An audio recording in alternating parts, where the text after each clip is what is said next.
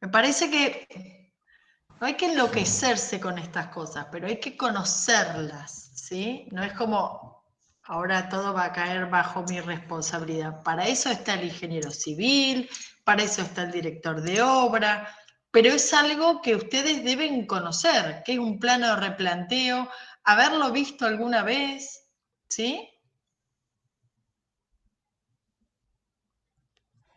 Bueno.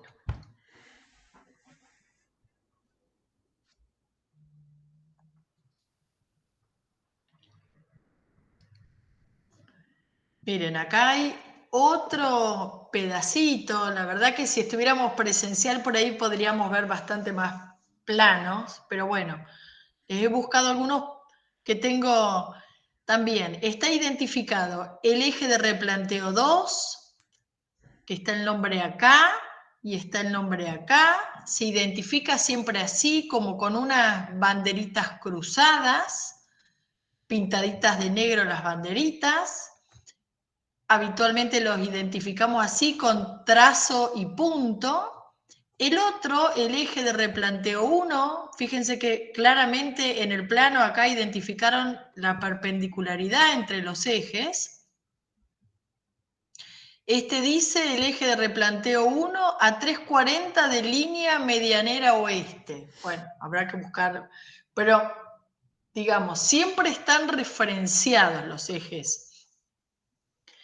Y fíjense que sobre un plano, en planta tenemos identificados, si bien acá aparecen valores de C115, C113, que son columnas, este es un plano que identifica mampostería. Me dice a qué distancia empieza la mampostería del eje de replanteo 1 y a qué distancia termina.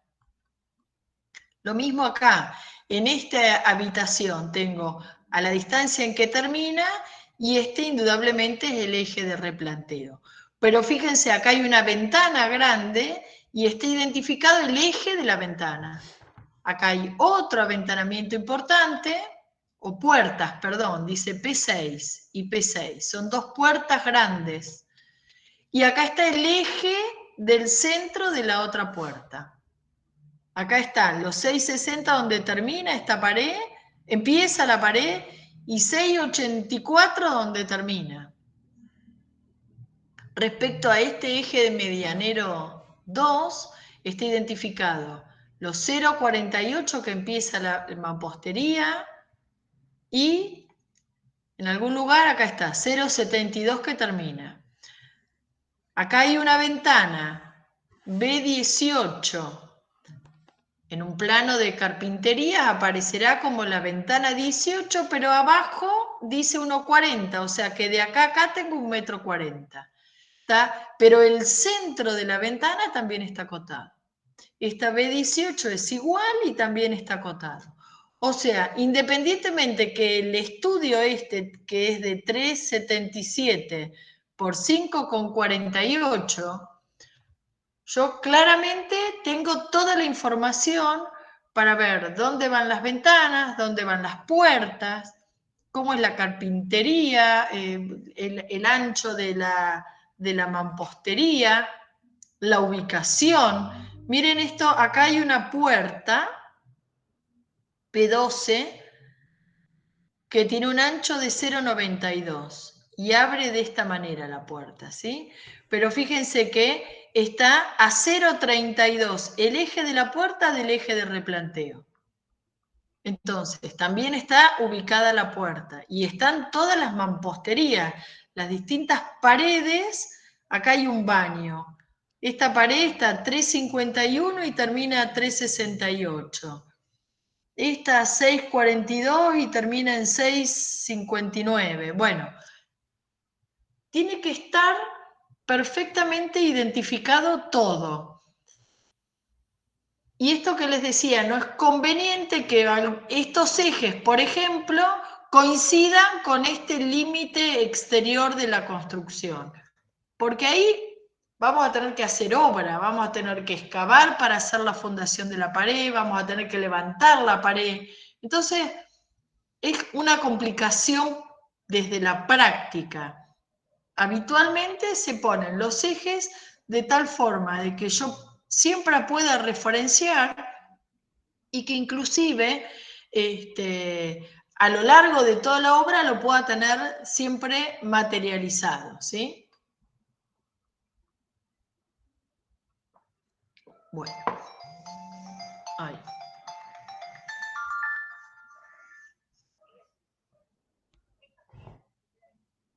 Perdón.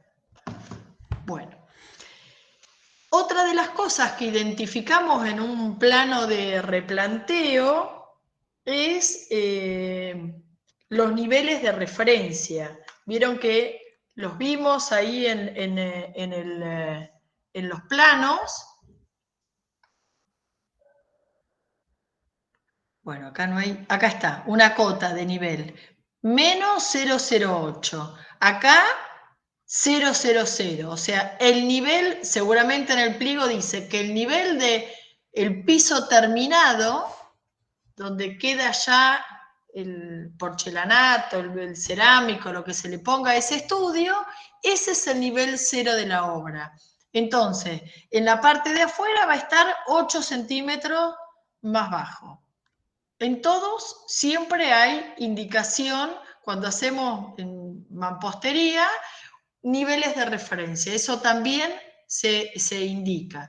Esos niveles de referencia, si estamos en una zona urbanizada, la vamos a tomar siempre en referencia al cordón cuneta, a la vereda, ¿sí? Acá está la vereda y la calle con el cordón cuneta, eso está georreferenciado. Los niveles que hace el municipio para el escurrimiento de las aguas de la zona urbana.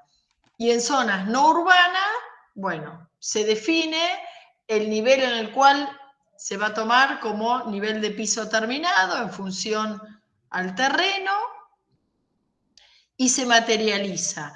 Si tenemos alguna pared o ponemos un mojón o un perfil perfectamente enterrado y que sabemos que no se va a mover con una base de hormigón, podemos identificar. A veces no es fácil identificar el 0, pero sí es fácil identificar el +1, que sería el +1 sobre el nivel de piso terminado. Esto es algo que muchas veces van a ver en los planos, nivel de piso terminado, y por ahí si tenemos una pared medianera o esto que les digo, se identifica con un poco de mortero, de mezcla, y se marca una línea, es probable que se hagan estos triangulitos, la línea horizontal del triángulo, ese es el nivel +1. O el nivel más 0,50, no sé, el que se quiera, pero habitualmente es más fácil sumar y restar 1, entonces habitualmente se identifica el nivel +1. Y ese nivel es trasladado a lo largo de los distintos lugares de las obras y siempre se va chequeando que entonces las cotas sean las referidas en los planos.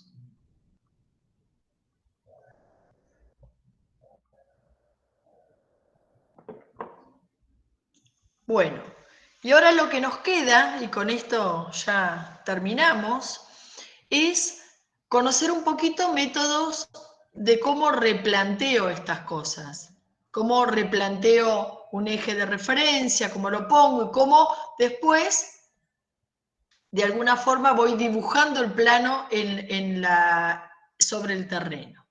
Se puede hacer, habitualmente se hace a través de caballetes, puede ser el método de caballetes independientes. Entonces, acá tendríamos que construir nuestro perímetro de la obra y entonces en cada uno de los vértices se hacen caballetes de madera que se entierran y en los cuales a través de un clavito y se tira un hilo se identifica el eje de esa mampostería.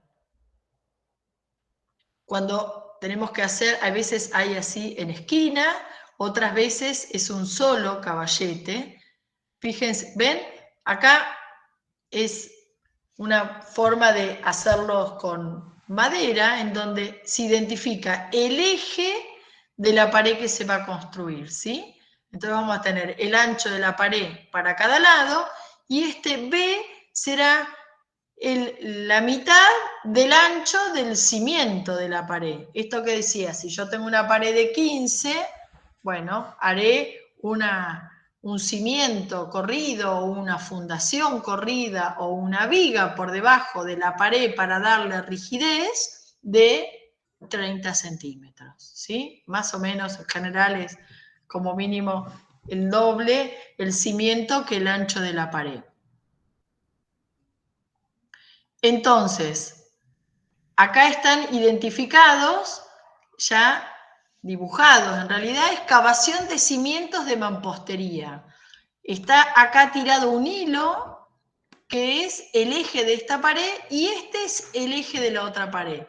La realidad es que la obra se puede hacer, esto queda así, en la obra se va excavando, es importantísimo dejar estos clavitos muy identificados, la gente en obra sabe del valor que tiene eso, entonces a veces puede ser que estos hilos en algún momento se retiren, pero después se pueden volver a tirar con el caballete que va a estar en correspondencia con la otra punta del hilo, y ahí vamos a tener, entonces, el ancho que tenemos que hacer de la excavación, en el plano sabremos la profundidad, y luego se llenará ese cimiento con un hormigón y por encima de ese cimiento se levanta la pared. Cuando tenemos que levantar la primera hilada de la pared, claramente hay que volver a tener muy en claro este eje porque tenemos que poner la primera hilada de ladrillos o de bloques, van a tener que estar justo a caballito de ese eje medianero. ¿Se entiende? Sí, sí, se entendió. Bueno, acá hay otra imagen graficada de un terreno eje medianero, aquí hay otro, acá hay otro y acá está la línea municipal. Y acá se han tirado las líneas para hacer las bases de fundación de columnas. Bueno, se definen dónde están perfectamente ubicados, se hace la excavación, fíjense que no están los hilos, por eso que les decía en la anterior, por ahí estos hilos después son retirados, pero sí quedan los caballetes, a los cuales se los respeta en obra de no romperlos, no llevárselos por delante, ni nada por el estilo, con una carretilla o algo por el estilo, porque son los que nos van a dar nuevamente el eje. Seguramente estas tres columnas están alineadas y estas tres columnas también están alineadas y estas cuatro estén alineadas. Entonces vamos a tirar un hilo de acá hasta acá y vamos a tirar un hilo de acá hasta acá y vamos a saber, y uno de acá hasta acá y vamos a ir obteniendo nuevamente el eje, el punto central de esa columna, que es la que a mí me permite representar en obra lo que tengo en el plano. Lo más común es utilizar de estas formas caballetes de manera independiente.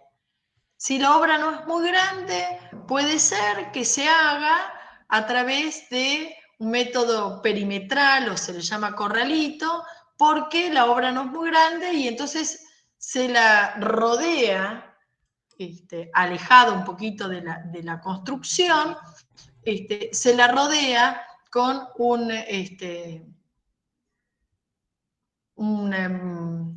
caballete que pegue toda la vuelta, o sea, que lleve todo el perímetro de la obra. Eso también se puede hacer. Fíjense, en general, están formadas por estacas que tienen 2 pulgadas por 2 pulgadas, que se colocan cada 1,5 metros. Esas estacas de 2 pulgadas por 2 pulgadas, ¿qué dimensiones tienen? La maderita, cuando yo digo 2 pulgadas por 2 pulgadas. A ver el equipo de Sebastián, ¿qué dice?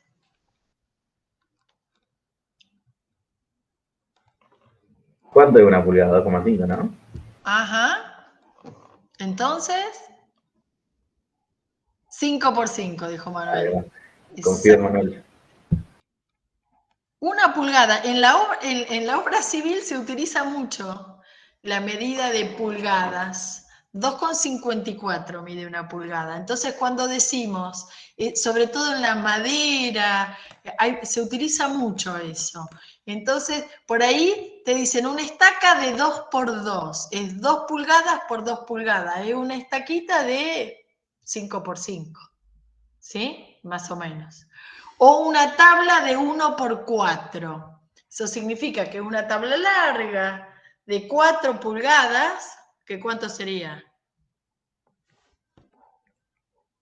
10 centímetros. Bueno. 10 centímetros con un espesor de 2 centímetros y medio. Pero eso es típico del ámbito de la construcción. Se habla mucho en pulgadas, sobre todo en madera, muchísimo. Entonces, bueno, qué sé yo. Está bueno también que presten atención o se acostumbren un poquito a eso. Por eso, acá decía estacas de 2 pulgadas por 2 pulgadas y tablas de 1 por 4. Una tabla de 10 centímetros de ancho, larga lo que se necesite, y 2 centímetros y medio de espesor. Y acá, fíjense que está de alguna forma materializado, ya ha avanzado un poco la obra, ya hay un contrapiso o una losa, y esto se coloca un mortero, un poco de mezcla. Este es un eje de referencia. Hay veces hasta se lo indica el eje de referencia 1 o 2, ¿sí? Se lo materializa, tal vez acá y un poco más adelante, a izquierda o a derecha, haya otro. Entonces, de manera tal que queden claramente materializados ejes de replanteo en las obras, sobre los cuales después van a hacer medidas intermedias, ¿sí?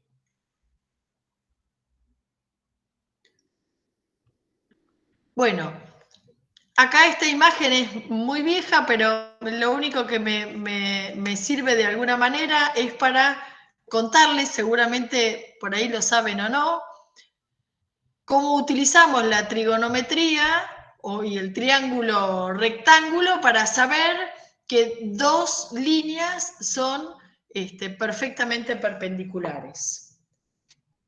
¿Han escuchado hablar del 3, 4, 5? Sí, alguna vez sí. Bueno, esto claramente, si medimos como cateto menor 3 metros y el cateto mayor 4 metros, la hipotenusa va a medir 5 metros, ¿sí? Siempre que este sea un ángulo recto de 90. Entonces, esa regla se utiliza bastante en la albañilería y en la construcción, de tal manera de verificar, o medimos 3 o 1,5 metros, y en vez de 4, 2, qué sé yo, en la escala que quieran, pero en esas proporciones. Y la regla es del 3, 4, 5, los 3 números corriditos, porque eso me asegura la construcción de un ángulo o la verificación de un ángulo a 90. ¿Sí? Acá vemos también, de alguna manera, cómo han hecho ejes de replanteo. Fíjense que acá dice base 3, bueno, no se lee mucho. Bases, y acá están los ejes de las bases de fundación, que es el centro de la base de fundación, que después será el centro también de la columna. De esta manera han marcado 6 bases de fundación y se ha chequeado con hilos, con caballetes independientes, y acá de alguna forma han verificado la perpendicularidad, lo tenemos que verificar en todas, la perpendicularidad de este eje con este. Bueno, otra de las formas de ver o verificar trazados perpendiculares, acá hay uno, esto del 3, 4, 5, o esto que por ahí lo pueden haber visto tirando una línea, tirando un semicírculo y otro semicírculo, y donde se unen tenemos la perpendicular. Bueno, pero no es un método que se utilice mucho.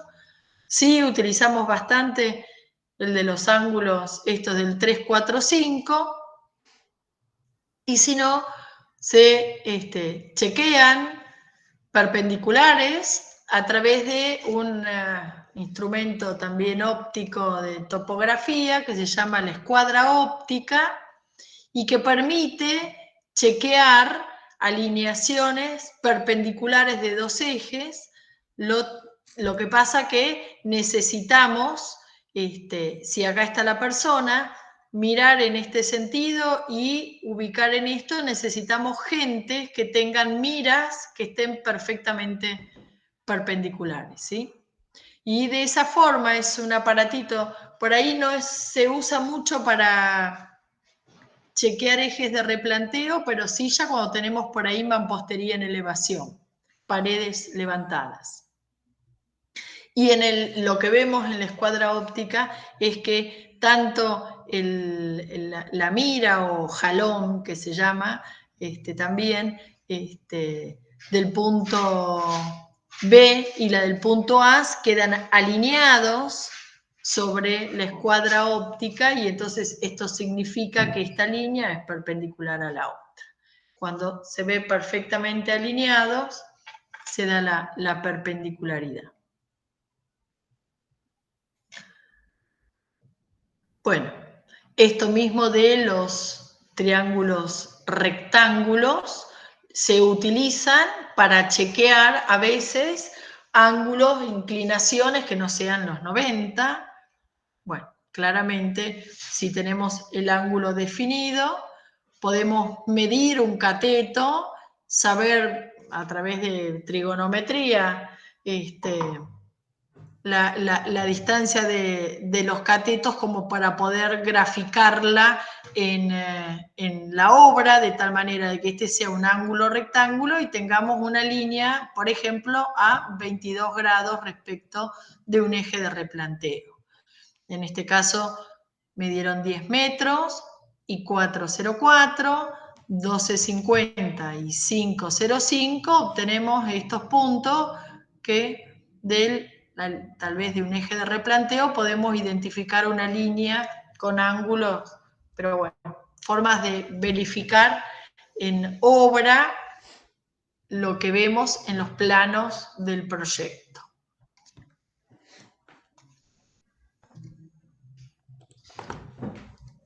Bueno,